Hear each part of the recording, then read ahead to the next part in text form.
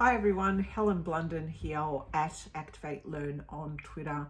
Hope you are happy, healthy and well. And it's been some time since my last book review, but rest assured I have been reading. I simply have not been doing the reviews as often as I would like. Now, before I jump into it, you're probably thinking, what on earth is that? Well, I recently bought a hat,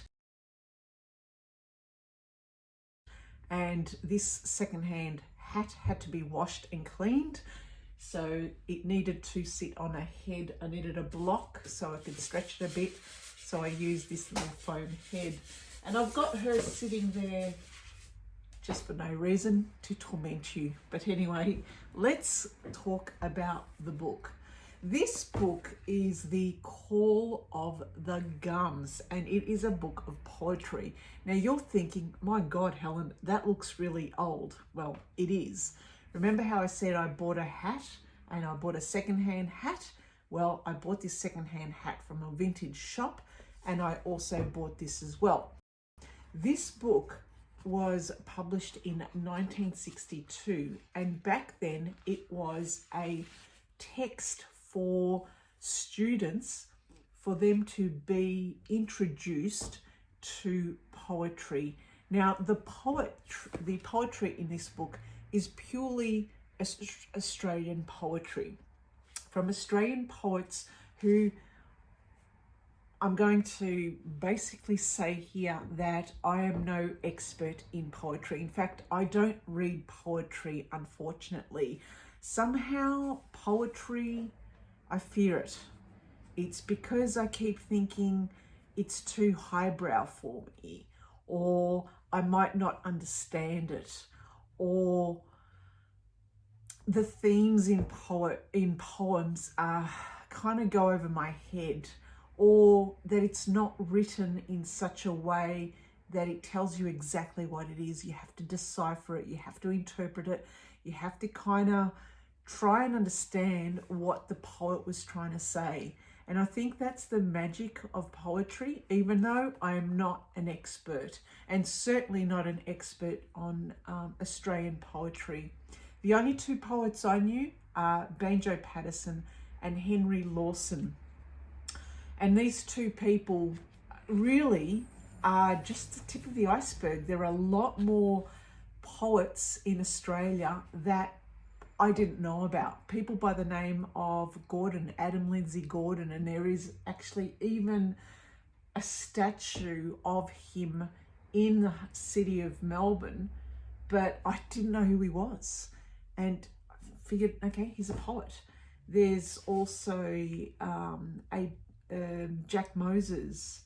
Who else is there? Edward Harrington. There's a whole heap of people that I didn't know about. Dorothy McKellar, who wrote a poem about Australia called My Country.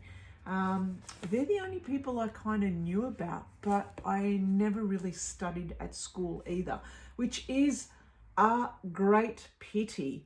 Now, these poets and the ballads they wrote about was all about Australia of old, Australia in colonial times, Australia in the 1800s, where it was all about the bush, all about bush rangers, all about people living and working off the land, drovers, cattle.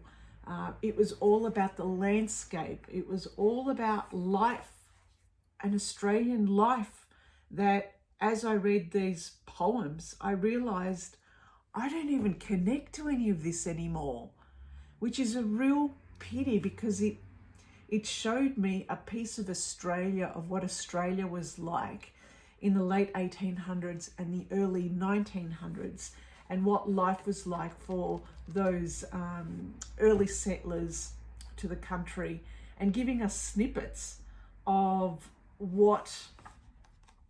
how tough life was for them. I mean, this book, I pick it up and I just simply pick a poem and I read it. The book itself is actually split up into different parts.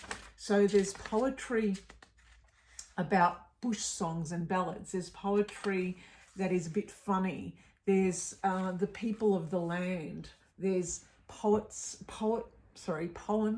about World War One. There's poems about the landscape, about the country, about Australia. There's poems about a sense of history. And you can see the names of the poets and their titles, and obviously what page they're on. Now, I have a few favourite ones in here, and the ones that I really love, which I've earmarked, that I'd love to read out for you because it actually gives you an indication of what Australia was like. The first one is Clancy of the Overflow. It is such a beautiful poem by Banjo Patterson, and it puts you into a perspective. When I first read this poem, I thought to myself, oh my God, this person who is writing the letter to Clancy is actually disappointed or disheartened about his work, and he only wishes he had a different life.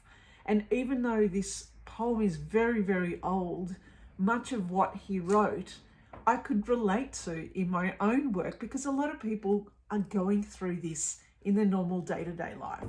So I'd like to read to you, if I may, Clancy of the Overflow by Banjo Patterson. I had written him a letter which I had, for want of better knowledge, sent to where I met him down the Lachlan years ago. He was shearing when I knew him, so I sent the letter to him, just on spec, addressed as follows, Clancy of the Overflow. And an answer came directed in a writing unexpected, and I think the same was written with a thumbnail dipped in tar.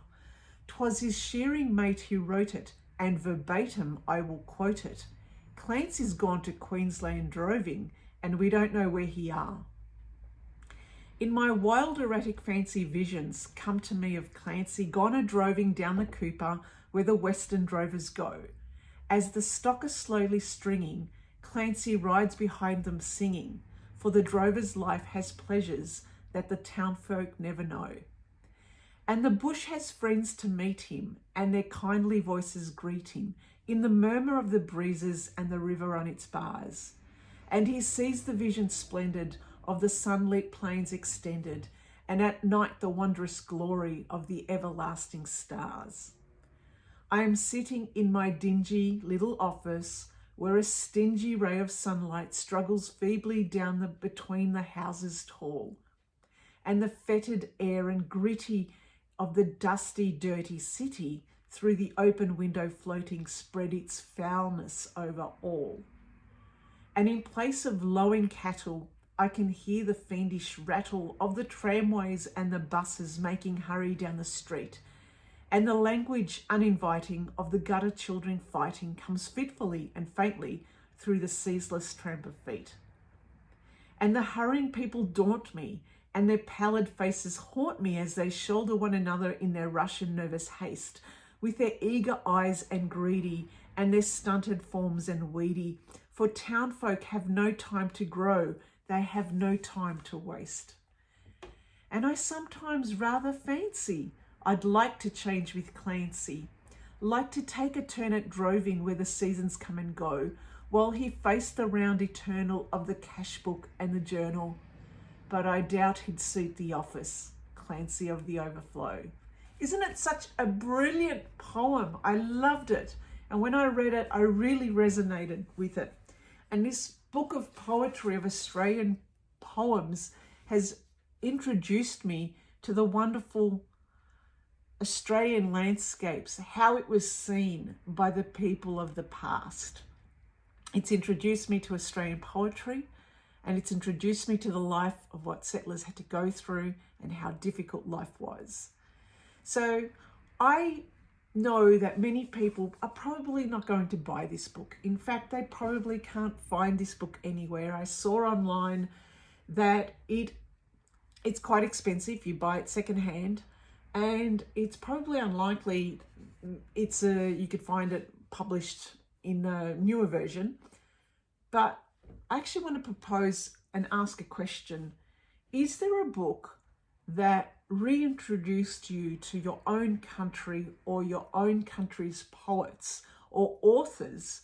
Something that was probably should have been taught at school and yet never was, and that you're now rediscovering in your older age.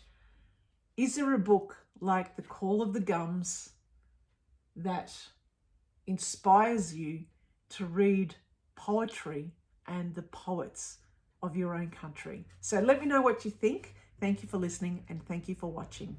Bye for now.